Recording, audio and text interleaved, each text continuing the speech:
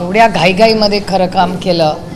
म्हणजे ओरिजिनल संसद भवनमध्ये जाताना एंट्री अँड एक्झिट पॉईंट्सला सगळीकडे कॅनपीज आहेत. एकही खासदार म्हणजे मंत्री पण खासदारच आहेत ना, कधीही कुणालाही आलेल्या गेस्टला गैरसोय नाही किंवा तिथे काम करणाऱ्या कुणालाही गैरसोय नाही आणि खासदारांना तर नाहीच नाही किंवा सिक्युरिटी पर्सनलला पण नाही. इतकी सुंदर ती जुनी बिल्डिंग बांधली होती. आता नवीन बिल्डिंगमध्ये सगळे खासदार धावत पळत आतही शिरतात पाऊस आला तर, कारण का कुठलाही कवर्ड एरिया नाही आहे. मीडियाला पण तसाच त्रास होतो. मीडियाला असा एक पिंजरा बांधून ठेवला होता. आधी तसं नव्हतं. आधी जुनं होतं तेव्हा व्यवस्थित मीडियासाठी एक वेगळा एरिया मार्क्ड आउट केला होता. तिथे एक चांगली कॅनपी होती. तिथे मीडिया आम्हाला भेटायची, आमच्याशी बोलायची. आता एक तर मीडियाची जा प्रेझेन्स त्यांनी पार्लमेंटमध्ये कमी केला आणि बिल्डिंगच्या बाहेर तर सोडा, बिल्डिंगच्या आत पण गळती आहे. त्यामुळे घाईघाईत काम केलं आणि फेवरेट कॉन्ट्रॅक्टर्सला दिलं तर काय काय होतं याची अनेक उदाहरणं आज राज्यात आणि देशात दिसतात.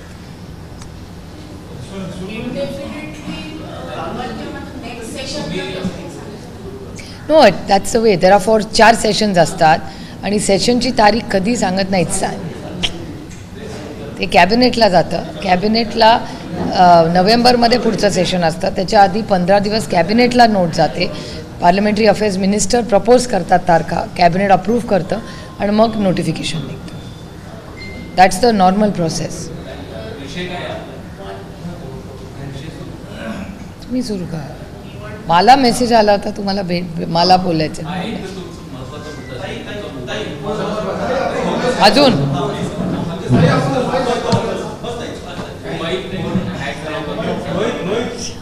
अजूनही प्रोसेसमध्ये आहे तो. माझ्याकडे माझा मोबाईल नाही आहे.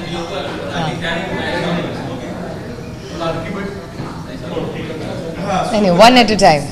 मोबाईल फोन माझी आज सगळ्या मीडियाला आणि जे हे बातमी बघतायत त्यांना विनम्र विनंती आहे की मोबाईल कुणाचाही हॅक होऊ शकतो. मी जेव्हा पोलीस कंप्लेंट केली तेव्हा पोलीस यंत्रणेने मला सांगितलं की 4 दिवसापूर्वी पोलिसांना एक नोट आली होती की एक नवीन काहीतरी हॅकिंगची सिस्टम लागलेली आहे, ज्याच्यात आपल्या ओळखीच्या नंबरवरनं, म्हणजे मला जो मेसेज आला तो ओळखीच्या नंबरवरनं आला. तो मी वाचला आणि त्याच्यानंतरच माझा फोन हॅक झाला. माझ्या सहकारी जयंत पाटीलजी माझ्या शेजारी बसले होते. माझं व्हॉट्सॲप बंद झालं काम करायचं, म्हणून मी त्यांना विनंती केली की मला तुम्ही मेसेज पाठवू शकता का. तर त्यांनी मेसेज पाठवला. तो माझ्याकडे आला नाही म्हणून मी फोन बंद केला. परत म्हणजे मी बंद करेस्तोवर त्यांना उत्तरही आलं. म्हणजे भलताच व्यक्ती माझं व्हॉट्सॲप वापरत होता. आणि मग जयंतरावनी त्यांना सांगितलं अरे आम्ही रॅलीसाठी थांबलो आहे. तर ते म्हणले वेळ, म्हणजे फुल ती व्यक्तीला माहिती नव्हतं ते कुणाशी बोलत आहेत, पण ते पूर्ण चॅटिंग जयंतरावांशी करत होते. नंतर अमोलदादा स्टेजवर होते, त्यांनी पण चॅटिंग करायला सुरुवात केली त्यांच्याबरोबर. आणि त्यानंतर आमच्या लक्षात आलं की हे माझं अकाउंट भलतंच कोणीतरी ऑपरेट करते. आणि ऑपरेट केल्यानंतर त्यांनी अनेक लोकांना, म्हणजे अजून 2-3 लोक, ते स्पायरल लिंक इफेक्ट झाला. माझा मोबाईल झाला. मग जयंतराव त्याच्यातून वाचले, कारण का मी त्यांना आधीच प्री वॉर्निंग दिली होती. पण मी 3-4 लोकांच्या माझ्या ऑफिसमध्ये विनंती केली की बाबा चेक करा माझं व्हॉट्सॲप चाललं आहे. तसं डायरेक्टली आदिती नलावडेंचा फोन हॅक झाला आणि त्यांच्या माझ्या फोनच्या थ्रू अनेक लोकांना मेसेजेस गेले की आम्हाला 10,000 रुपये मदत पाहिजे. तर लोकांनी घाईघाईनी फोन केली, त्यांना वाटलं काहीतरी इमर्जन्सी झाली. त्यामुळे आदिती नलवडेंना 50 फोन आले की अरे काय झालं, काय अडचण झाली का. मग ते म्हणले अहो नाही मी मेसेज पाठवला नाही. म्हणजे माझा फोन, त्यांचा फोन आणि ज्यांच्याकडून मला फोन आला, अशी मला तर 3च उदाहरणं माहिती आहेत. ही लिंक म्हणजे माझ्याकडे ज्यांच्याकडून आलेला मेसेज तो मी आणि आदिती आमच्या तिघांचेही. आणि त्यानंतर मी जितीन प्रसादांचे मनपूर्वक आभार मानते. त्यांच्याकडे केंद्रात डिपार्टमेंट आहे, त्यांनी माझं ट्विटर आणि व्हॉट्सॲप बघितल्यानंतर तातडीने त्यांच्या ऑफिसमधून मला फोन आला. आणि त्यानंतर केंद्र सरकारची होम मिनिस्ट्री, महाराष्ट्राची होम मिनिस्ट्री आणि सायबर क्राईम या सगळ्यांनी मला फोन केले. पण सगळ्यात जास्त मदत मला कोणी केली असेल तर ती पुण्याच्या SP ऑफिसमधून लगेच मदत झाली, कारण का मी दौंडला होते. त्यानंतर ती सगळी यंत्रणा हल्ली आणि आता टप्प्याटप्प्याने कळते. त्याच्यामुळे माझी म्हणजे मी ही पोलिसला विचारलं की तुम्ही मला सांगा की मी तुम्हाला कशी मदत करू शकते ह्याच्यात. तर ते म्हणले तुम्ही जितक्या लोकांना अपील करू शकाल की असे फ्रॉड्स होत आहेत. म्हणजे काळजी पहिली असते की आपण सगळे बँकिंग फोनमधून करतो आता, मोस्ट इम्पॉर्टंट. आणि प्रत्येकाचे डॉक्युमेंट्स असतात, पर्सनल फॅमिली फोटोज असतात, काही असू शकतं. It's directly evading your privacy.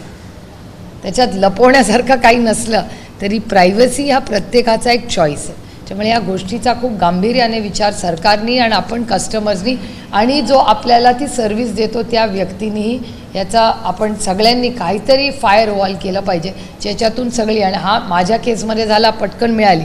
उद्या मुलांमधनं हे होऊ शकतं. लहान मुलांकडे मोबाईल्स असतात, ते तंत्रज्ञान वापरतात, तर त्याच्यात प्रचंड एक्सप्लॉयटेशन पैशाचंही होऊ शकतं, पर्सनली होऊ शकतं. त्याच्यामुळे या सगळ्या गोष्टीचा एक समाज म्हणून आपण विचार केला पाहिजे आणि एकामेकाची मदत केली पाहिजे. तर मी पोलिसांना विचारल्यावर पोलिसांनी मला विनंती केली की मी पब्लिकली अपील करावं की please be very very careful while using your phone और ॲक्सेसिंग. आणि मी असंही म्हणू शकत नाही की अननोन नंबर, मला तो नोन नंबरवरनंच हा सायबर अटॅक झाला. त्यामुळे ज्यांनी मला मेसेज पाठवला त्यांचा फोन कॉम्प्रोमाइज होता, जे त्यांना माहितीही नव्हतं. नाही, माझ्या टीमकडे तो मेसेज गेला जेव्हा माझा फोन ब्लॉक झाला आणि त्यांनी सांगितलं $400 आम्हाला द्या, मग आम्ही तुमचं परत देतो. It was almost like a blackmailing. I just ignored it. आणि अदिती नलावडेंकडून तर त्यांना बँक अकाउंट पण देण्यात आलं, कारण का वी केप्ट एंगेजिंग, कळायला की नक्की काय चाललं आहे. तर त्यांनी सांगितलं $10,000 द्या. तर म्हणलं कुठे पाठवायचे $10,000? आम्ही येऊन देतो तर कुठे येऊ? मग ती व्यक्ती म्हणाली नाही या स्टेट बँकच्या अकाउंटमध्ये द्या. तर म्हणले आम्हाला अकाउंट डिटेल्स द्या, आम्ही ट्रान्सफर करतो. असं तो ट्रॅक चाललेला आहे. आता पुढे बघूया, आगे आगे देखते हे होत आहे की.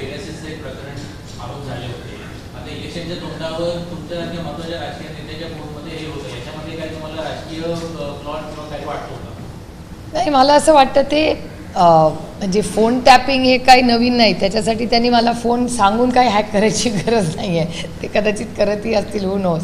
कारण का सॉफ्टवेअर इतकं ॲडव्हान्स्ड आहे, त्याच्यात एखादी सिस्टम कोलॅप्स होणं काही गरजेचं नाही. आणि फोन टॅपिंगची प्रकरणं हे सरकारमध्ये खूप आपण ऐकायला मिळालेली आहेत, बघितलेली आहेत. आणि म्हणजे काय बोलणार आपण, कारण ह्या सरकारला ह्या सगळ्या गोष्टीसाठी आईस आहेच ना, नुसतं फोन टॅपिंगवर थोडी थांबतं हे सरकार. आईस म्हणजे इन्कम टॅक्स, CBI, नीडी त्यांचं फेवरेट आहेच. आणि एक गंमत म्हणून तुम्हाला सांगते की हा योगायोग असेल, मी सदानंद सोळेंना डेटा काढायला सांगितला आहे. जेव्हा जेव्हा मी पार्लमेंटमध्ये बोलते, हे मी आधीही प्रेसशी बोललेले आहे, माझ्या नवऱ्याला इन्कम टॅक्सची नोटीस येते. ह्या सेशननंतरला स्वीट लव्ह नोट ही आलेलीच आहे मला, इन्कम टॅक्सची नोटीस. त्यामुळे मी तर सदानंदला सांगितलं की आय नीड टू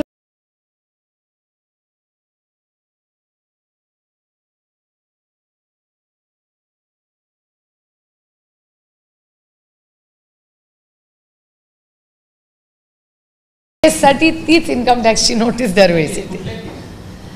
तरी आहे बाई इन्कम टॅक्सची नोटीस, आम्ही त्याला उत्तर देतो आणि मग त्याचा पुढे काही होत नाही. हो, असं बऱ्याच वेळा झालं आहे.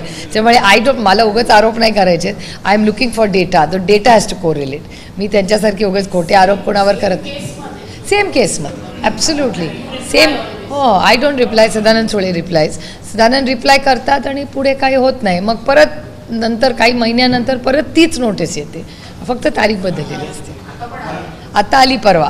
मी वक्फ बोर्ड आणि बजेटवर बोलले ना, आता फायनान्स बिलवर बोलले मी आणि बजेटवर बोलले. 3 भाषणं केली मी पार्लमेंट.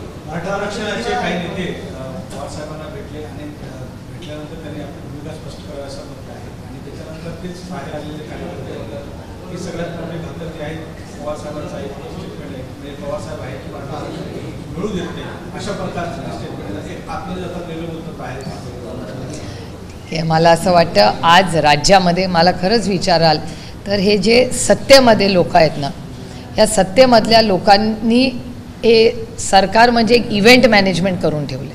हे दुर्दैव आहे की सिरियस पॉलिसी मेकिंगबद्दल कुठलीच कमिटमेंट या सरकारची नाही. महागाई, बेरोजगारी, भ्रष्टाचार आणि महाराष्ट्रात वाढणारा क्राईम, ह्या सगळ्या मुद्द्यांपासून किंवा आरक्षणाबद्दल का नाही 2-3 दिवसाचं सेशन महाराष्ट्रात घेत, होऊ दे ना सविस्तर चर्चा. असेंब्ली बोलवा, 3-4 दिवसाचं एक चर्चासत्र ठेवा, प्रत्येक पक्षाने त्याची मांडणी करावी आणि ते नाहीतरी कॉन्स्टिट्यूशनल अमेंडमेंट करावंच लागणार आहे. त्याच्यासाठी त्यांनी एक कॉम्प्रिहेन्सिव्ह बिल सगळ्यांचे, ह्या सगळ्या मराठा, धनगर, लिंगायत, मुस्लिम आणि भटक्या विमुक्त समाजाचे जे प्रश्न आहेत, या सगळ्यासाठी एक कॉम्प्रिहेन्सिव्ह चर्चा घ्यावी आणि ते बिल केंद्र सरकारकडे पाठवा, कारण का अनेक राज्यांच्या आरक्षणाचे मुद्दे ह्याची बिलं आम्ही पार्लमेंटमध्ये मागच्याही सोशल जस्टिस डिपार्टमेंट होतं त्यांच्या थ्रू पास केलेली आहेत. ती प्रक्रिया करायला आमची तर पूर्ण सहकार्याची भूमिका आहे. पण पॉलिसी म्हणून एक सरकारमध्ये जे लोक आहेत त्यांनी तो पेपरवरचा विषय आणला पाहिजे. I can't understand one at a time. Let Marathi संपूया आणि मग बाकी घेऊ.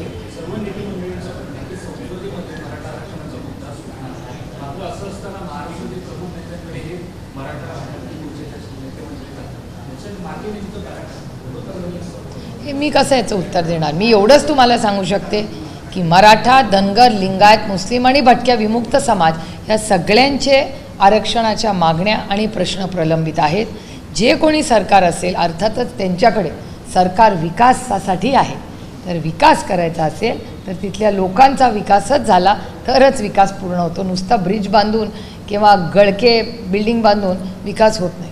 त्यामुळे हा विकासाबद्दल जर हे सरकार कमिटेड असेल तर ह्या विषयांबरोबरच म्हणजे आरक्षणाचा विषय अतिशय महत्त्वाचा आहे, त्याबरोबरच महागाई, बेरोजगारी आणि भ्रष्टाचार याचीही सविस्तर चर्चा या राज्यात झाली पाहिजे. आणि मेन पॉलिसी लेवल म्हणजे आज मी ह्या सरकारचं काम बघते. एकीकडे खूप आनंद आहे, महिलांना 1500 रुपये देऊन एक मुख्यमंत्री लाडकी बहीण योजनाही करतायत, चांगली गोष्ट आहे. पण त्याच्याबरोबरच महिलांवर होणारा क्राईम किंवा मिसिंग मुली या हजारात नाही लाखात आहेत महाराष्ट्रामध्ये. म्हणजे 1500 रुपये देऊन त्याला ट्रान्झॅक्शन म्हणतात, त्याला नातं नाही म्हणत. नाती आणि ट्रान्झॅक्शनमध्ये अंतर आहे. व्यवसाय हा पैशाची देवाणघेवाण म्हणजे व्यवसाय. नातं त्याच्यात पैसे नसतात, त्याच्यात इथं रक्ताची नाती असतात किंवा प्रेम असतं.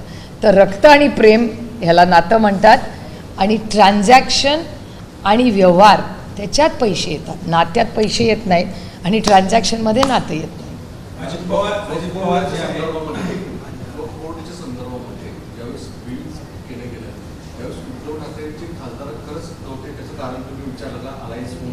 नाही मी शुअर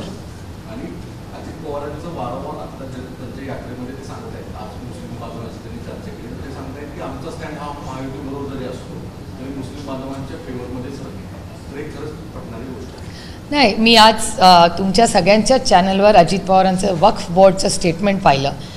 त्यांचं स्टेटमेंट असं होतं जे मी टी व्हीवर पाहिलं की ते त्यांच्या सगळे जे NDAचे ॲलायज आहेत त्यांच्याशी बोलतील. आणि त्यांनी एकनाथ शिंदेंचंही नाव त्याच्यात घेतलं की मी एकनाथ शिंदेंशी बोलून त्याच्यात मार्ग काढीन. एकनाथ शिंदेंच्या पक्षाची लाईन श्रीकांत शिंदेंनी ॲब्सल्युटली क्लिअर केलेली आहे. ते पार्लमेंटच्या भाषणामध्ये एकनाथ शिंदेंचे चिरंजीव खासदार डॉक्टर श्रीकांत शिंदेंनी त्यांच्या पक्षाची अतिशय पारदर्शकपणे त्यांची लाईन मांडलेली आहे. आता अजित पवार आणि ते अलायन्समध्ये आहेत त्याच्यामुळे तीच त्यांची लाईन आहे का हे मला माहिती नाही. आता ह्याचं उत्तर मी नाही देऊ शकत, अजित पवारच देऊ शकतात. याचं कारण असं ते स्ट्रॉंगली जे बिल आहे तसं आहे, तसंच एकनाथ शिंदेंची शिवसेना त्याला ॲज इट इज सपोर्ट करते असं त्यांचं डॉक्युमेंटेड फ्लोअर ऑफ द हाऊसचं भाषण आहे. माझं भाषण हे आमची लाईन आहे जी पूर्णपणे मी मांडलेली आहे. आणि मी केंद्र सरकारचे जाहीरपणे आभार मानले त्या दिवशी पार्लमेंटमध्ये नंतर की JPC ही आमची मागणी होती ती त्यांनी मान्य केली. आणि अर्थातच त्याच्यामागे कारणे होती, कारण का चंद्राबाबू नायडूंच्या पक्षाची लाईन ही क्लिअर होती. त्यांच्या भाषणामध्ये क्लिअर आली की कमिटी सेटअप केली तर आम्हाला जास्त आवडेल. त्याच्यामुळे चंद्राबाबू जरी त्यांचा पक्ष NDAमध्ये असला तरी त्यांनी आम्ही जी मागणी केली त्याला पूर्ण पाठिंबा त्यांनी कमिटीचा दिला होता. अजित पवारांचा पक्ष हा पार्लमेंटमध्ये मी तरी त्या दिवशी बोललेला ऐकलं नाही. त्याच्यामुळे त्यांची वक्फ बोर्डवर काय लाईन आहे पार्लमेंटमध्ये ऑफिशियल ती मला माहिती नाही, कारण का त्यांचा पक्ष त्या विषयाबद्दल आणि बांगलादेशबद्दल दोन्ही विषयांबद्दल पार्लमेंट किंवा पार्लमेंटच्या कमिटीमध्ये बोललेला नाही. त्याच्यामुळे मी लिमिटेड ॲक्सेस मला जो आहे तो म्हणजे त्यांचं तुमच्या सगळ्यांच्या चॅनलवरचं आजचं. पण साधारण त्या दिवशी जे जे पक्ष होते त्यांनी ॲब्सोल्युटली लाईन्स क्लिअर केलेल्या आहेत, ऑन रेकॉर्ड आहेत. त्याच्यामुळे राष्ट्रवादी काँग्रेस पक्ष आदरणीय पवारसाहेबांनी आम्हाला दिलेली लाईन ही पूर्णपणे आमची क्लिअर आहे. आमची विनंती आहे की त्याच्यावर चर्चा व्हावी. आणि एक ऑब्जेक्शन जे आम्हाला सगळ्यांना वाटलं की बिलांची माहिती आम्हाला मीडियातून मिळो, म्हणजे मीडियाला अधिकार आहे तुम्हाला, पण एक काहीतरी पार्लमेंटमधली गोष्ट जर पार्लमेंटमध्ये येत नाही आणि ती आधी मीडियात येते, हा पार्लमेंटचा अपमान. तुम्हाला जरूर द्यावी, पण मग पार्लमेंटचं महत्त्व काय? मग तुम्ही पार्लमेंट का म्हणता जर असे सिलेक्टिव्ह लिकेजेस होत असतील आणि त्याच्यात मीडियाची चूक नाही ना? तुम्हाला कोणीतरी जे सत्तेमध्ये आहेत त्यांच्याकडूनच लीक झालं आहे ना, नाही तर तुम्हाला कुठून मिळणार?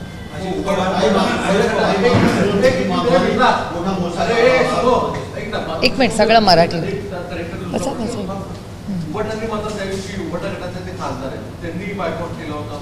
नाही, बॉयकॉट केला होता का नाही त्या दिवशी मला वाटतं उद्धवजी होते, त्याच्यामुळे तुम्हाला त्यांच्या ऑफिशियल स्पोक्सपर्सनला विचारावं लागेल. नाही, माझं वक्फ बोर्डचं झालं त्या दिवशी बिल, त्या दिवशी आम्ही प्रत्येकाने आपापल्या पक्षाची लाईन त्या दिवशी मांडली, प्रत्येकाने. म्हणजे अखिलेश यादव स्वतः त्या दिवशी होते, ते बोलले. तृणमूल काँग्रेसमधून मला असं वाटतं सुदीप बंडोपाध्याय बोलले.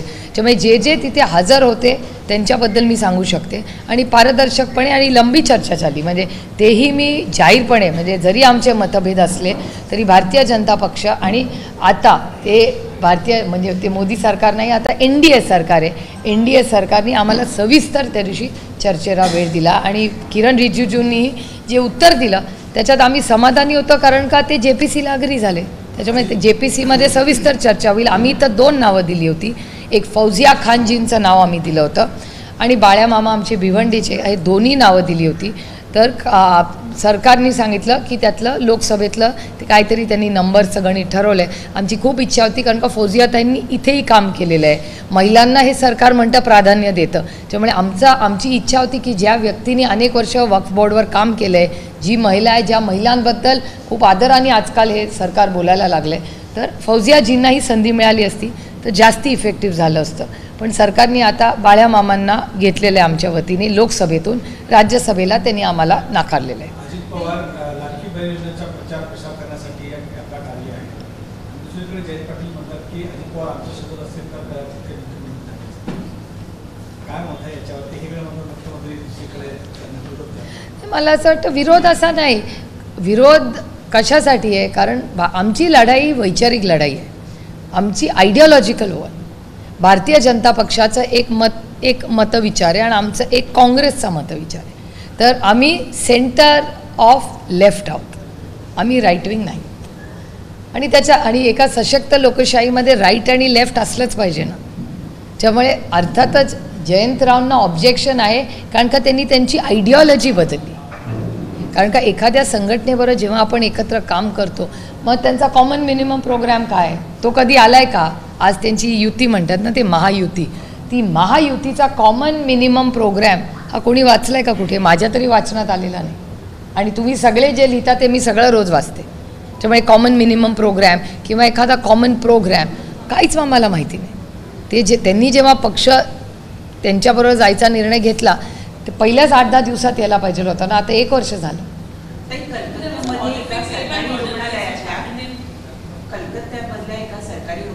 सगळं मराठी घेऊ अलगी तिच्यावर बलात्कार करून तिचा खून करण्यात आलेला आहे आणि त्यामुळे सरकारी रुग्णालयामध्ये शिक्षण घेत असलेल्या किंवा तिथे सेवा देत असणाऱ्या महिला डॉक्टरांबरोबर ही जी काही घटना घडली आहे त्यामुळे संपूर्ण देशात रोष व्यक्त होतो. आपली काय प्रतिक्रिया? नाही, अर्थातच क्राईमच्या विरोधात आपण सगळ्यांनी एकत्रपणे बोललंच पाहिजे.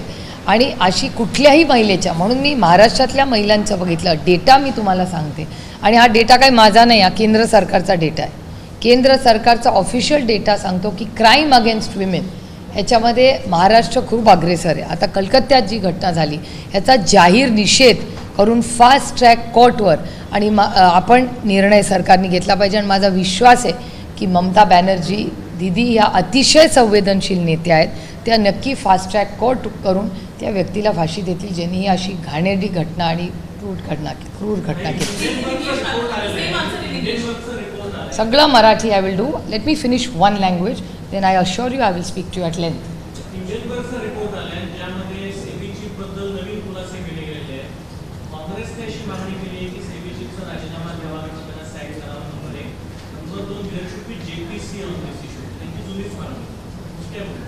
JP साहेब वारंवार म्हणतात की या प्रकरणामध्ये अदानीचं प्रकरण जोडलं असल्यामुळे JPCची चौकशी नको, एका न्यायाधीशाच्या माध्यमातून चौकशी होत असेल. नाही, मला असं वाटतं की कुठलाही आरोप झाला तर जर पारदर्शकता असेल त्याच्यात चर्चा व्हायला काहीच हरकत नाही. आता अनफॉर्च्युनेटली पार्लमेंट चालू नाही आहे. जर पार्लमेंट चालू असतं तर ह्याच्यावर चर्चा होऊ शकली असती. आता वक्फ बोर्डचं पार्लमेंट होतं, आम्ही JPCची मागणी करू शकलो आणि त्याच्यावर सविस्तर चर्चा झाली. त्यामुळे कुठल्याही इकॉनॉमिक ऑफेन्सेसवर मला असं वाटतं एक सविस्तर चर्चा ही संसदेतही झाली पाहिजे आणि त्या संसदेच्या चर्चेतून पुढे काय निर्णय घ्यायचा आहे आम्ही संसदेत बसून सगळे निर्णय घेऊ शकतो. मला असं वाटतं let's wait for all the data to come, कारण का पहिल्या फेजमध्ये आलं आहे जो त्यांनी डिनाय केला. त्याच्यामुळे मी डेटाची मागणी बघते की अजून पुढे केंद्र सरकार, सेबी आणि अदानी ग्रुप या सगळे जे क्लॅरिफिकेशन पुढच्या 2-4 दिवसात देतील त्याच्यातून बघू पुढे काय होतं. हो बघितला मी तो. त्याच्यामध्ये काही ग्रामीण म्हणतात की आमचं हा रोड खराब आहे तो बांधून द्या. तर त्यांचं असं जे बोलणं आहे की फंड म्हणजे काय पत्राळ आणि म्हणजे वाटण्याला जे फंडामध्ये जे वाटतात अशा प्रकारचं वक्तव्य एका खासदारांनी असं ते नाही म्हणले, हे एडिटेड आहे. पुढं ते असं म्हणाले की माझ्याकडे एवढा निधी नाही, पालकमंत्र्याकडे आणि आमदाराकडे जास्त निधी आहे, त्यांना मागा. असं ती पूर्ण व्हिडिओ मी पाहिला तो चॅनलवर आज सकाळी. त्याच्यामुळे तुम्ही हाफ स्टोरी सांगताय. त्याच्या पुढे तेही असं म्हणाले की आमच्याकडे, तुमच्या माहितीसाठी सांगते की खासदाराला दरवर्षी 5 कोटी रुपये दिले जातात एका खासदाराला, आणि आमदाराला महाराष्ट्रात किती दिले जातात वर्षाला? 5 कोटी फंड आणि इतर फंड, आणि पालकमंत्र्याला तर फ्री फॉर ऑलच असतं. त्याच्यामुळे ते सगळं बजेट कंट्रोल करतात. त्याच्यामुळे खासदाराला ॲक्सेस टू निधी, आणि माझी आणि अमोलदादांची तुम्हाला केस सांगते, अमोलदादा आणि मी आमच्या शिरूर आणि बारामतीसाठी इतका निधी आम्ही ज्या वेळी रस्त्यासाठी मागितला तो आम्हाला 99 नाही 100% आमचा रिजेक्ट झालेला आहे. टू दी एक्सटेंट की आम्ही टाकलेली कामं ही रिजेक्ट केलेली आहेत सरकारने, आणि त्याच्यासाठी आम्ही त्यांना पत्रही लिहिलं आहे की तुम्ही जर ह्याच्यावर काही निर्णय घेतला नाही आम्हाला कोर्टात जायला लागेल. आणि त्यातला कुठलाही रस्ता हा ना माझ्या घरचा आहे ना अमोल कोल्हेंच्या घरचा आहे. त्याच्यामुळे जो अनुभव आम्हाला येतो पुणे जिल्ह्यात तसाच अनुभव कदाचित बजरंग अण्णांना तिथे येत असेल की म्हणजे जी राज्याची नुसती नाही, जी डेव्हलपमेंट बॉडी असते डिस्ट्रिक्टची, जिल्ह्याची, त्याच्यात खासदारांना जर पैसे मिळणार नसतील आणि तिथे आम्हाला सांगितलं जातं मीटिंगला गेल्यावर की यू आर ओनली अन इन्व्हायटी. त्याच्यामुळे नक्की खासदाराचा रोल काय हे आम्हाला माहिती आहे. याचं सगळ्याचं कोचिंग जे निवडून येतात आणि मंत्रिपदावर बसतात ना त्यांना दिलं पाहिजे की त्यांचे राईट्स काय आहेत आणि आमचे राईट्स काय आहेत. आणि केंद्रात आम्हाला केंद्रीय मंत्री सांगतात, म्हणजे GSTचा महाराष्ट्राचे एवढे इश्यूज पेंडिंग आहेत. आम्ही जेव्हा निर्मलाजींशी बोललो तेव्हा निर्मलाजींनी ऑन रेकॉर्ड सांगितलेलं आहे की तुम्ही तुमच्या GST काउन्सिलच्या मंत्र्याला सांगा आणि तिथे लोकली हा इश्यू हँडल करा. आता लोकली जर सगळे GST काउन्सिलला, आम्हाला तर अधिकार नाही, GST काउन्सिलला फक्त आणि फक्त त्या राज्याच्या फायनान्स मिनिस्टरला जायचा आणि बोलायचा अधिकार असतो. आणि जर तिथे सेक्रेटरी गेला तर सेक्रेटरी बोलू शकत नाही. GST काउन्सिलचा कायदाच असा आहे की ओन्ली मिनिस्टर कॅन स्पीक. आता मला जर शेतीचा प्रश्न असतील जिथे GST एवढा वाढवून ठेवला आहे, मी निर्मलाजींना मागणी केली, निर्मलाजींनी मला उत्तर ऑन रेकॉर्ड माझं नाव घेऊन फ्लोअर ऑफ द हाऊसवर सांगितलं की तुम्ही जाऊन तुमच्या फायनान्स मिनिस्टरला पत्र लिहा आणि मागणी करा. माझी काहीच हरकत नाही आहे, पण त्याच्यासाठी महाराष्ट्राच्या फायनान्स मिनिस्टरनी GST काउन्सिलच्या प्रत्येक मीटिंगला गेलं पाहिजे. ते जर गेलेच नाहीत तर महाराष्ट्राच्या GSTला न्याय कसा मिळणार? This is just factual situation and financial situation of Maharashtra.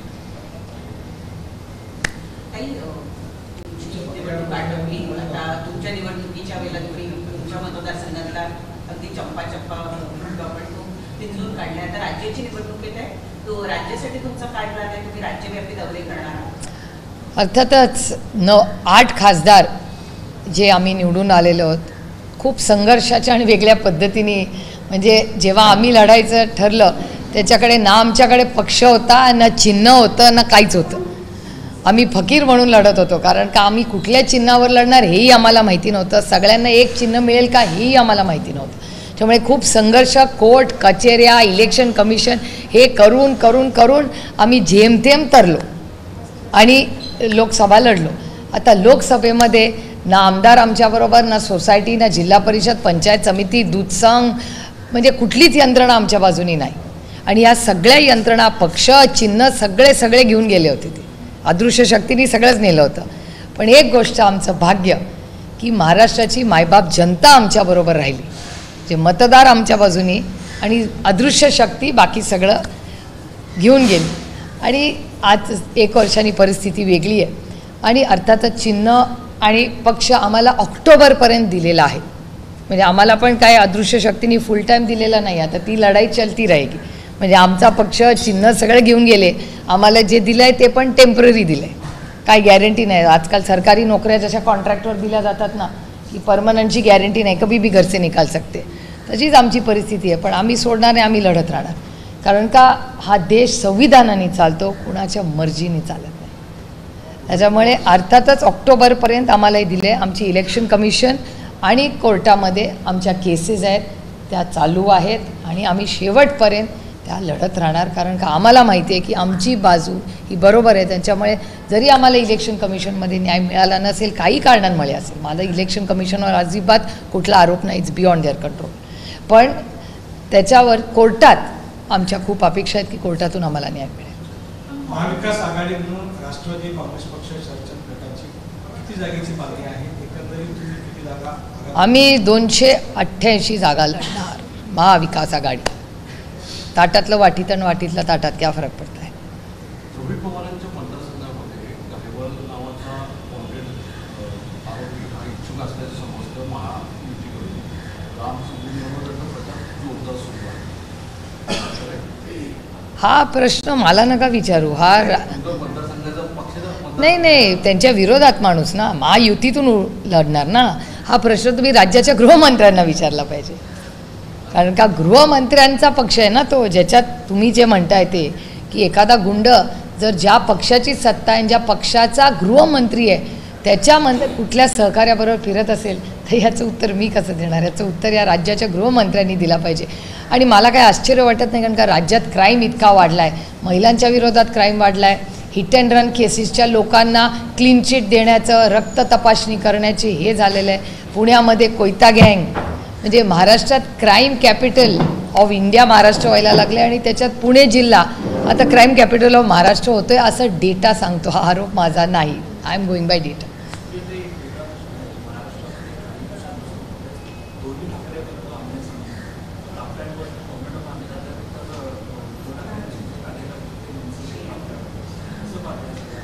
नाही, खूप दुर्दैवी. I am against any crime. म्हणजे उद्धवजींच्या ताफ्यावर झालेली घटना असेल, जरी एका वेगळ्या पक्षात काम करत असतील तरी अमोल मिटकरींच्या गाडीवर जे झालं ते जो गलत आहे वो गलत ही आहे. त्यामुळे मग अमोल मिटकरी असतील, जितेंद्र आव्हाडांवर जो हल्ला झाला तो असेल, उद्धवजींच्यावर झाला तो, मला असं वाटतं I am completely against any crime किंवा अशा कुठल्याही घटना. म्हणजे हे आमच्या पक्षाकडून झालं असलं तर मी तर खूपच म्हणजे स्ट्रॉंग ॲक्शन त्याच्यावर घेतली असती. आपण कुठलाही व्हायलन्स हा थांबलाच पाहिजे. Doesn't solve problems. त्याच्यामुळे I am completely against violence. आणि माझी विनम्र विनंती सगळ्यांना आहे की ही लोकशाही आहे आणि संविधानानेच देश चालेल. हे अशा पद्धतीने देश चालणार नाही. महाविकास आघाडी म्हणून तुम्ही 288 जागा लढणार आहात. उद्धव ठाकरे यांच्या सभेमध्ये वारंवार त्यांचे कार्यकर्ते आणि नेते हे म्हणतात की महाराष्ट्राचे मुख्यमंत्री उद्धव ठाकरेच झाले पाहिजे, तुम्ही त्यांना मुख्यमंत्री. त्याच्यात गैर काय? महाविकास आघाडीमध्ये आलेला शरद पवार ठाकरे उद्धव ठाकरे कुठले असतील? नाही, महाविकास आघाडीचा निर्णय महाविकास आघाडी घेईल एक. आणि दुसरं, कार्यकर्त्यांची इच्छा असू शकते ना, त्याच्यात गैर काय? कार्यकर्त्यांची इच्छा ही आपणच ऐकून घ्यायचीच असते ना. आणि एखाद्या कार्यकर्त्याला इच्छा असेल की आपला नेता मुख्यमंत्री व्हावा, त्याच्यात गैर काय? सगळ्या पक्षांमध्ये अनेक नेते आहेत, सगळ्याच पक्षात, की त्यांना असं वाटतं की त्यांच्या नेत्यांनी मुख्यमंत्री व्हावा. तसंच जर उद्धवजींचं होत असेल तर त्याच्यात गैर काय? नाही, मला असं आत्ता तरी काही चर्चा तशी झालेली नाही आहे. जेव्हा होईल तेव्हा आम्ही तुम्हाला सांगू. पण मला असं वाटतं साधारणपणे जी चर्चा मला दिसते ते आत्ता तरी कुठल्या चेहऱ्याबद्दल चर्चा आमच्या तिघांच्या कुठल्या मीटिंगमध्ये झाली नाही. जेव्हा होईल तेव्हा मी तुम्हाला नक्कीच अतिशय मनमोकळेपणे सांगेन. I mean everybody is favour who is willing to do good for the state. जो राज्याची आन बान आणि शान ठेवेल आणि पारदर्शक कारभार करेल, भ्रष्टाचारातून महाराष्ट्राला मुक्त करेन आणि दिल्ली समोर झुकणार नाही, अशा माणसांनी महाराष्ट्राचा मुख्यमंत्री व्हावं. डरना मना आहे मेरे लिए. नाही, चर्चा होत राहते हो. काय सगळं एवढं सिरियसली घ्यायचं नसतं आयुष्यात. नाही, रोज तुमच्या चॅनलवरनंच मला कळतं त्यांचं भाषण. ते कधी म्हणजे मला अजून क्लॅरिटी किंवा कन्फर्मेशन नाही आहे. त्याच्यामुळे काही लोक ते प्रपोज अनेक गोष्टी करतायत, त्यांचा ठोस आपल्याला निर्णय आल्याशिवाय आपण कसं त्याच्यावर बोलणार ना. आणि दुसरी गोष्ट ही लोकशाही आहे. एका सशक्त लोकशाहीमध्ये प्रत्येकाला इलेक्शन लढायचा अधिकार आहे, तुम्हालाही आहे.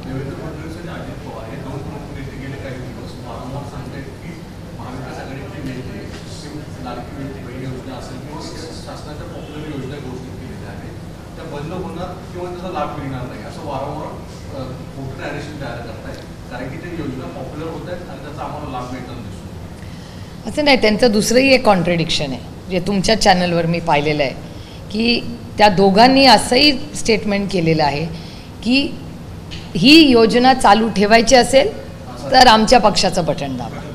त्याच्यामुळे ती कॉन्ट्रडिक्शन आहे त्यांच्या, म्हणजे ते असंही बोलतात आणि असंही बोलतात. त्यामुळे मला काय आश्चर्य वाटत नाही, कारण आत्ता लोकसभेनंतरच हे सगळे निर्णय आलेत. लोकसभेमध्ये अनेक लोकांना आश्चर्यजनक असे रिझल्ट्स लागलेले आहेत. आणि कसं आहे, मी जरा कन्झर्वेटिव्ह आहे, त्याच्यामुळे मी अंडर कॉन्फिडंट असते आणि काही लोक ओव्हर कॉन्फिडंट असतात. त्याचा सुवर्ण मध्य शरद पवार आहेत. त्याच्यामुळे मला असं वाटतं की over confidence also failed in this election and under confident survived. हे एक या लाडकी बहीण योजनेचं एक उदाहरण पाहायला मिळालं आहे. मध्य प्रदेशमध्ये काँग्रेस सरकारने लाडकी बहीण योजना सुरू केली होती, मात्र त्यांनी लवकर बंद केली. त्याच पार्श्वभूमीवर महाविकास आघाडीमध्ये काँग्रेस पक्षाचे नेते आज आरोप करतात की महाराष्ट्रातलीच आधारावर जी योजना सुरू आहे ती पण बंद होईल. मध्य प्रदेशमध्ये काँग्रेसनी कधी बंद केली? भाजपने बंद केली. भाजपने बंद केली. हां, तर साधारणपणे हे जुमलेबाज, म्हणजे परवा मला वाटतं गौरव गोगोईच पार्लमेंटमध्ये असं म्हणाले की कोण म्हणलं बरं, कोणीतरी म्हणलं की देणे वाले होते 15 लाख, रुक गए 15 सोपे, म्हणजे 15 लाख रुपये देणार होता. पार्लमेंटमध्ये कोणीतरी बोललं, मला आता ह्या क्षणी आठवत नाही आहे, पण 15 लाख रुपये भारतीय जनता पक्ष प्रत्येकाच्या अकाउंटमध्ये, म्हणजे बहिणीला, भावाला आणि सगळ्यांनाच देणार होते. ते 15 लाख तर काय आले नाहीत. आता 1500 रुपये देत आहेत. ठीक आहे, देत असतील तर त्याचं स्वागत आपण केलं पाहिजे, पण त्याचबरोबर ती कशी होणार पुढे, त्याची कसं चालणार, त्याचे पुढे FRBM ॲक्ट नावाचा एक असतो, फिस्कल मॅनेजमेंट ॲक्ट, जो केंद्र सरकारमध्ये अटल बिहारी वाजपेयी साहेबांनी प्राईम मिनिस्टर असताना सुरू केला.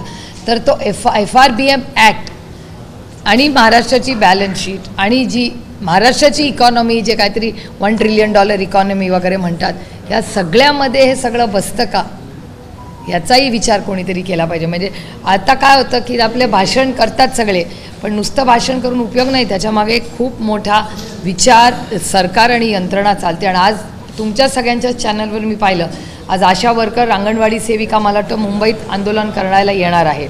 शिक्षकांचे काही प्रश्न चाललेले आहेत. जुनी पेन्शन योजनेची मागणी सगळीकडून सुरू झालेली आहे. आरक्षणाचा तर विषय प्रलंबित आहेच या सरकारच्या नाकर्तेपणामुळे.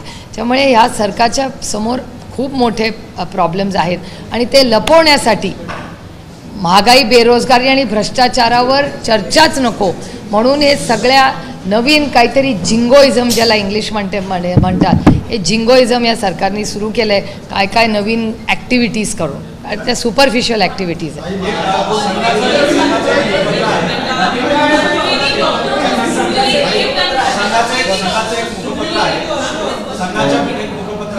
मराठी फर्स्ट, मराठी उद्या तुम्हाला वेळ देते. संघाचं एक मुखपत्र आहे 5 जानेवारी, त्यामध्ये त्यांनी जाती प्रथेचं समर्थन केलं आहे.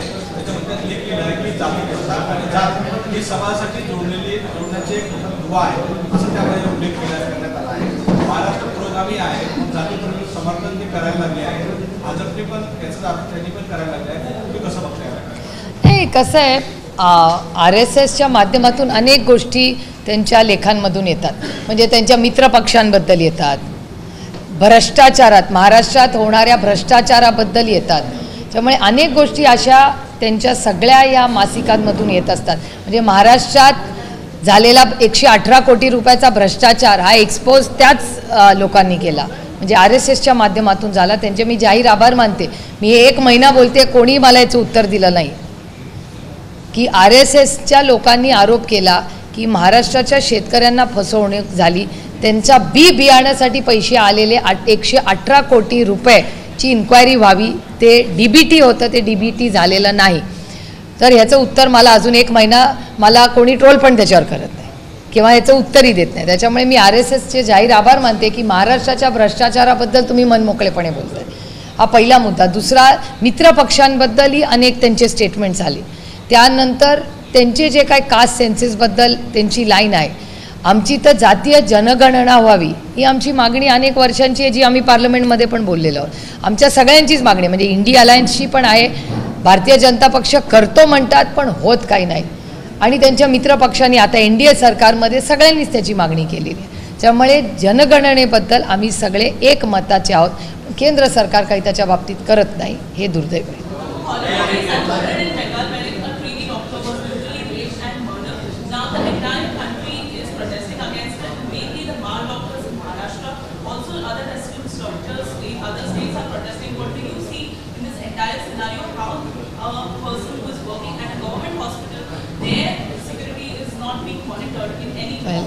Crime is something we must all condemn as a society, and it's a heinous crime what has happened against that young lady.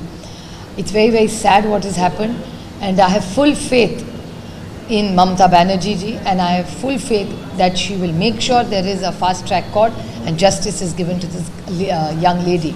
And it's a loss of talent, and I think safety for women is something which every government should make sure that every citizen, why only women, even men, it's the moral duty of any government to do it.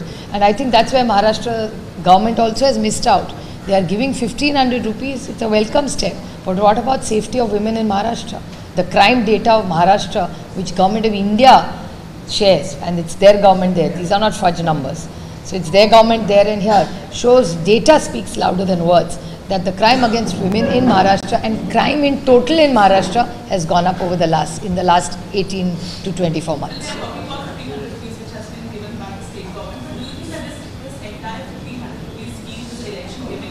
Isn't it obvious? Why did they not think of it when they came to government? This is, what would I say? It's a outcome of the Lok Sabha result. Absolutely. I mean, they are full of jumlas here. I see it day and I can sit with you and I'll be here live for the next 6 hours if I tell you jumla after jumla after jumla, and consistently inconsistent government. There are similar cases also in the city of Mumbai as well as Pune and the entire Maharashtra.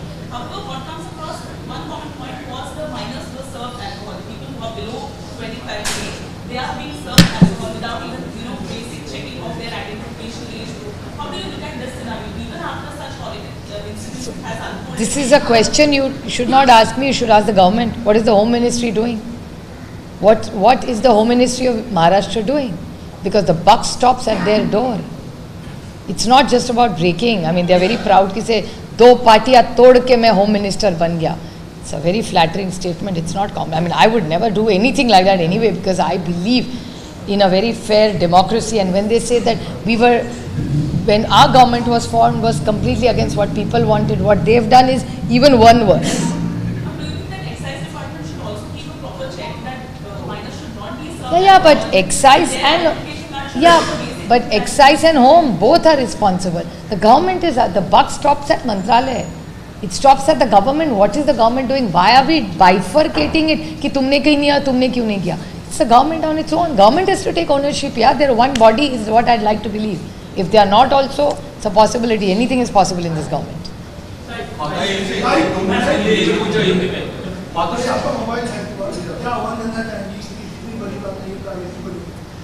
No, hack तो हुआ था कल, लेकिन मैं पुणे ग्रामीण की police यंत्रणा की मन से उनकी आभारी हूँ, क्योंकि कल बहुत क्विक एक्शन हुआ और पुणे की SP और उनकी पूरी टीम ने कल मेरी बहुत मदद ऑनलाइन और साइबर क्राइम में की. और ये मेरे सब फ़ोन यूज़र्स को विनती है कि प्लीज़ बी केयरफुल. ये किसी को भी हो सकता है, क्योंकि 4 दिन पहले पुलिस को एक नोटिफिकेशन आया था कि ऐसा हैकिंग हो रहा है, आप ध्यान रखिए. तो मेरी महाराष्ट्र सरकार के पुलिस को भी विनती है कि आपको जब ऐसा ही नोटिफिकेशन आता है कि ऐसे हैकिंग हो रहे, प्लीज़ मीडिया की मदद लीजिए, और मीडिया की मदद लेके, ये जो सोशल मीडिया की और मीडिया की मदद लेके आप सबको कहना चाहिए कि ऐसा एक नया चक्कर चल रहा है. नहीं, जब मैं मैं डेटा कोरिलेट करना, मैं आरोप नहीं करना चाहती किसी सरकार पे। मैंने सदानंद सूले जी को डेटा मांगा है क्योंकि परसों ही मेरे 3 भाषण सरकार पार्लियामेंट में हुए, उसके बाद सदानंद सूले को इनकम टैक्स नोटिस आई है। और ऐसा बहुत बार हो चुका है कि जब जब मैं पार्लियामेंट में बोलती हूँ तो सेशन के अंत तक उनको इनकम टैक्स नोटिस आती है। वही इश्यू है इनकम टैक्स नोटिस में, कोई नया नहीं है। सदानंद सूले उसका जवाब दे देते हैं, फिर शांत हो जाता है। फिर से it's maybe I am correlating, but मैं लेट डेटा स्पीक। मैं तारीख और जब जब नोटिस आई ये कोरिलेट करना चाहती हूँ।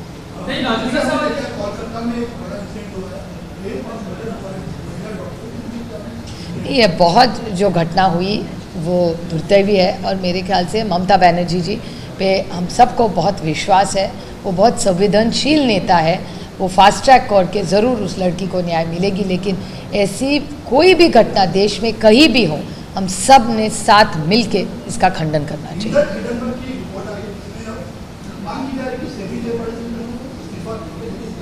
नहीं, मैं भी ज़्यादा इन्फॉर्मेशन के लिए रुकी हूँ और जब पार्लियामेंट भी चलेगी हम सब उस पर चर्चा, सविस्तर चर्चा करेंगे और फिर देखते हैं क्या इन्फॉर्मेशन सरकार की तरफ से, सेबी की तरफ से और जिन जिन पे आरोप किए हैं तो उनकी सबकी तरफ से आएगी। महाराष्ट्र में जिस तरह से टमाटर फेंकने का, कीचड़ फेंकने का, घटना को कैसे देखती है? नहीं, मुझे बहुत दुख हुआ ये सब देख के, बहुत ज़्यादा दुख हुआ क्योंकि ये महाराष्ट्र के संस्कार नहीं है। किसी की भारत में ऐसे नहीं हुआ और वायलेंस, किसी की तरह का वायलेंस किसी के भी खिलाफ ये गलत ही है। और आप देख रहे पिछले ये कुछ नया कल्चर रहा है। पहले वो अमोल मिटकरी जी के गाड़ी पे कुछ हुआ, उसके बाद जितेंद्र आव्हाड जी के गाड़ी पे अटैक हुआ, उसके बाद ये उद्धव जी की घटना हुई। ये घटनाएं बढ़ती जा रही है और मेरा सिर्फ एक सवाल इस राज्य के गृह मंत्रालय से कि आपका इंटेलिजेंस क्या कर रहा है। It's a complete failure of Maharashtra home ministries intelligence, क्योंकि उद्धव जी को बहुत सिक्योरिटी है, जितेंद्र आव्हाड जी को सिक्योरिटी है, तो फिर सिक्योरिटी का क्या हुआ? फिर अगर ये लोग सेंसिटिव है, इश्यूज है, उनके पास साथ सिक्योरिटी चलती है तो सिक्योरिटी को पहले पता नहीं था, इंटेलिजेंस को पहले पता नहीं था। It's a complete failure of the home ministry.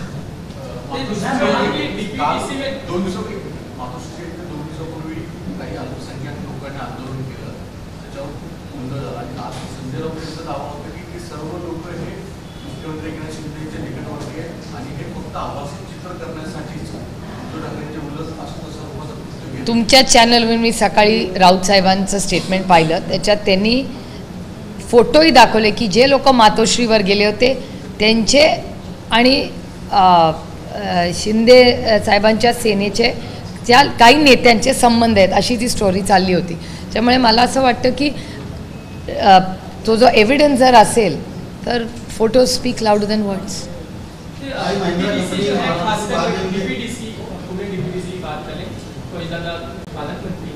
ऐसे में खबरें आ रही कि वो जो उनके साथ जो विधायक हैं उनका भी फंड रोका जा रहा है, शायद वो आरोपी के संपर्क में आ रहे हैं, तो विकास निधि रोकने के लिए भी काम शुरू हो गया। नहीं, हमारा तो, मेरा और अमोल कोल्हे का तो विकास निधि बहुत दिन से रुका पड़ा है।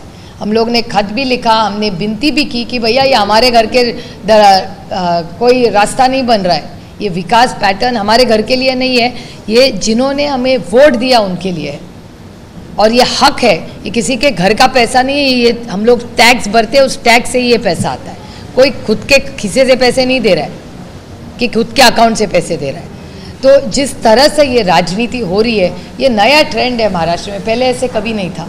विरोधक भी होता है लेकिन काम तो लोगों के होते हैं ना, तो ये बहुत नया एक ट्रेंड हो रहा है। भले फिर वो ये शुगर फैक्ट्रीज का इशू हो या डेवलपमेंट फंड हो, इसमें बहुत राजनीति आजकल होने लगी है।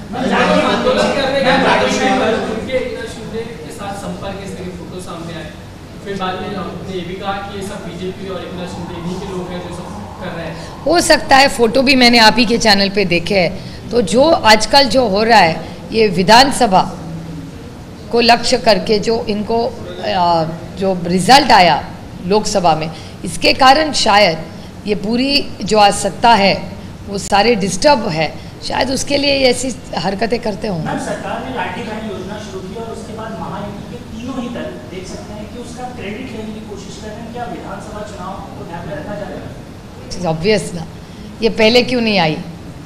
मुख्यमंत्री लाड़की बहन योजना, ये 1-1.5 साल 2 साल से वो सरकार में, पहले क्यों नहीं? महंगाई तो बढ़ी रही है, बेरोजगारी बढ़ी रही है और भ्रष्टाचार भी बढ़ रहा है। तो ये जब 1500 रुपये लोकसभा के बाद, टाइमिंग देखिए ना आप, इट्स नॉट रॉकेट साइंस। मुख्यमंत्री चेहरे को लेकर खासकर बात चलती है, संजय राउत का नाम लेते हैं। ऐसे में अभी बावनकुले ये कहने लगे कि उनके बीच में कभी जनताई की भी फोटो हमें देखने को मिल जाते हैं, मुख्यमंत्री के तौर पर कई लोग शूटिंग लगाते हैं, कहीं उद्धव ठाकरे के, इनमें आपस में बहुत ज़्यादा तनाव है उस पद को। ऐसा कौन कह रहा है?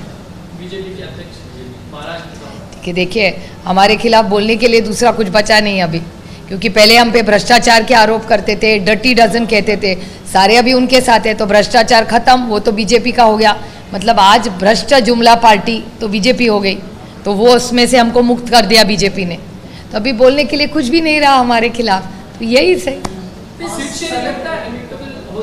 हाँ बिल्कुल, बोलिए 8-10 दिन में हमारा सीट शेयरिंग अनाउंस हो जाएगा। मैम, सदन में वक्फ बोर्ड पे चर्चा हो रही थी और उस दौरान जिस तरह से उद्धव ठाकरे की कोई भी सांसद मौजूद नहीं है, अल्पसंख्यक समुदाय कहीं ना कहीं नाराज है। वो कह तो रहे हैं कि उद्धव ठाकरे ने वोट ले लिया लेकिन हमारा साथ नहीं दे रहे। अजीत पवार की पार्टी के थे, अजीत पवार की जो एनसीपी है उसकी, वो भी थे पार्लियामेंट में, मुझे याद नहीं, मेरे भाषण में मैं पूरा टाइम थी वहाँ, मैंने लाइन नहीं पढ़ी, उस पर भी नहीं थे, और बांग्लादेश की मीटिंग थे उसमें भी नहीं थे।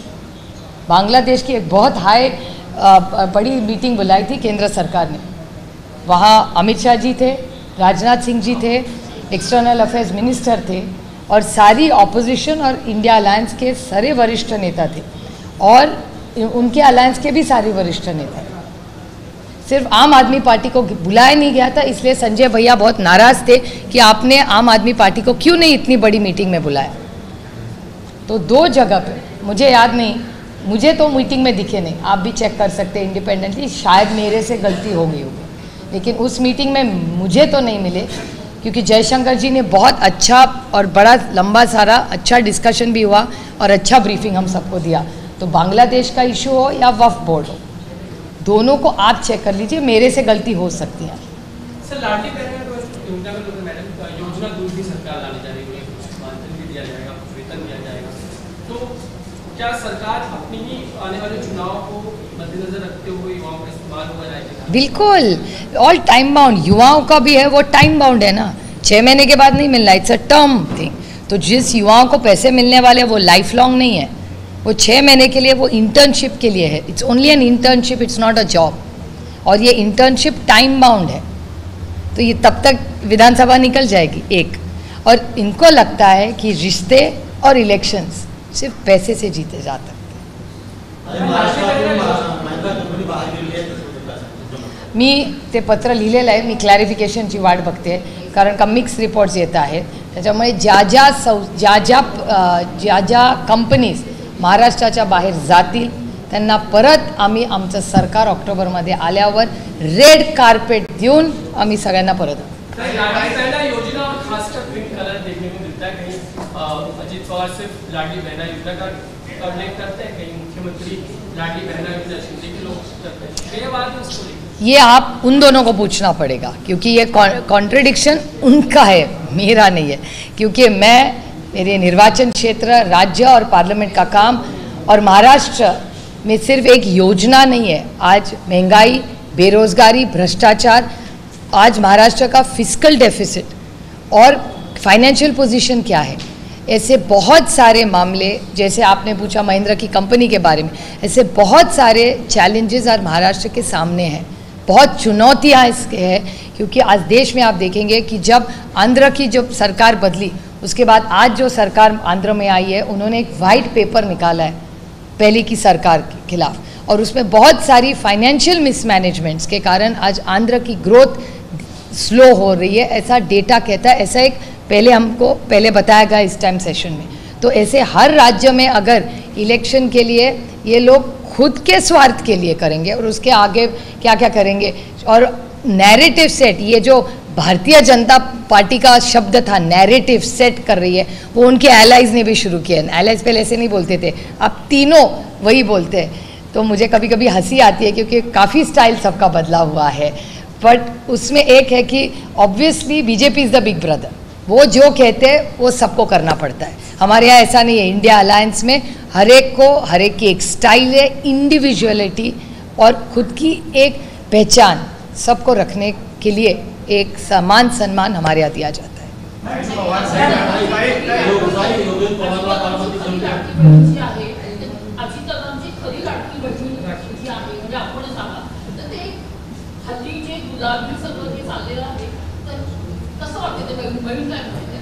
मी तुम्हाला खरं सांगू, मी काय फार रंगाबिंगामध्ये अडकत नाही, कारण का कुठला रंग कोणी वापरायचा त्यांचा वैयक्तिक प्रश्न आहे. मी राजकारणात रंग किंवा कोण PR एजन्सी ह्याच्यासाठी नाही आले. या देशामध्ये ना तुम्ही एकतर दोनच गोष्टी होऊ शकतात. तुम्ही रतन टाटा होऊ शकता किंवा तुम्ही मनमोहन सिंह जी हो सकता. दोनों एक नहीं हो सकते. अगर राजनीति करो तो फुल टाइम राजनीति करके देश की सेवा करो, और अगर बिजनेस और ये सब करना हो तो बिजनेस करो. So either you can be a businessman और you can be a politician. दोनों नहीं हो सकते. And models are different. एखादा प्रॉडक्ट नहीं है, कमॉडिटी नहीं है. हम राजनीति दिल से करते हैं आणि लोकांचे रिप्रेझेंटेटिव्ह आहोत आम्ही काय साबून नाही आहे की त्याचा पॅकेजिंग बदला आणि पाठवा. तुम्हाला माहिती आहे ना, एक नवीन आता शब्द निघाला आहे, देर इज इकॉनॉमीमध्ये श्रिंक, म्हणजे जे आता महागाई वाढली आहे, तर महागाई वाढली आहे तर त्याच किमतीत तुम्हाला ती वस्तू कशी द्यायची, त्याला श्रिंकलेशन म्हणतात. There is inflation and there is shrinkflation. म्हणजे तुम्ही कुठल्याही मोठ्या कंपनीला आज विचारा, तुमच्या घरात पण वस्तू तुम्ही घरी जाऊन विचारा की टूथपेस्ट जी समजा 10 रुपयाला 100 ग्रॅम मिळत असेल तर ती आता 70 ग्रॅम मिळते. त्याला श्रिंकेजन म्हणतात. Like there is inflation, there is shrinkflation. It's a concept in all these companies, FMCG companies. म्हणजे मग ग्लुकोजचं बिस्किट 5 रुपयाला जर 5 मिळत असतील तर आता 4 मिळतात. पॅकेजिंग किंमत तेवढीच असते, ते प्रोडक्ट श्रिंक होतं. त्यामुळे ह्या सगळ्या गोष्टी ना, ह्या सगळ्या गोष्टी ह्या बिझनेसमध्ये असतात. आम्हाला नाही ते लागू. आम्ही इथे आहोत आणि आम्ही गांधीवादी आहोत. आम्ही वर्धा, सेवाग्राम, कराड ह्या संस्कृतीत त्या भट्ट्यात वाढलेले आम्ही लोक. त्यामुळे हे सगळं तुम्ही जे रंग बिंगायच्यात ना, त्या भानगडीत आम्ही नसतो. आणि लोकांसाठी, लोकांची सेवा करण्यासाठी त्या मातीशी नातं असणारे लोक आम्ही आहोत.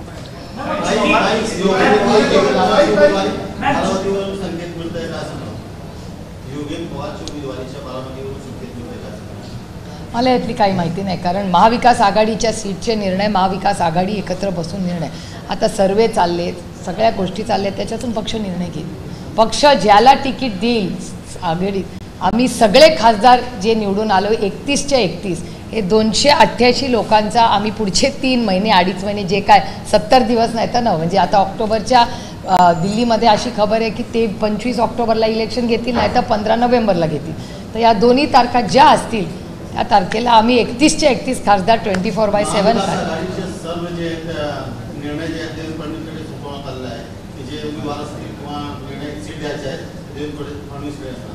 कोणाचे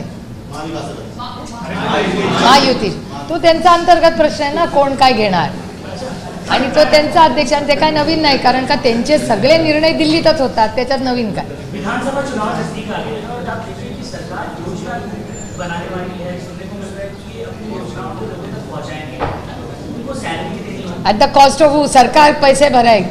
देखो ये सब जुमले. 3 महीने जब तक कोड ऑफ कंडक्ट नहीं आता, जितना पैसा खर्चा करे आपका और मेरा टैक्स का पैसा जो आप और मेरे डेवलपमेंट में जाना चाहिए, देखो अच्छे रास्ते, फुटपाथ, ये सब करना चाहिए, वो सारा पैसा ये कैसे चुन के आए इसमें जा रहा है. मुझे लगता है किसी ने तो RTI करना चाहिए सरकार के खिलाफ कि ये जो पैसा जा रहा है वो आपके इलेक्शन के लिए जा रहा है या आम आदमी जो टैक्स भरता है, जो ईमानदार है, उसके लिए जा रहा है. नहीं, आप देख रहे हैं data speaks louder than words. Data कह रहा है कि एक टाइम ऐसा था जहाँ महाराष्ट्र में सबसे ज़्यादा क्राइम नागपुर में था, अभी वो शिफ्ट होके पुणे आया है. ये मेरा आरोप नहीं है, ये डेटा कह रहा है. Let's go bye data. ABP माझा, उघडा डोळे बघा नीट.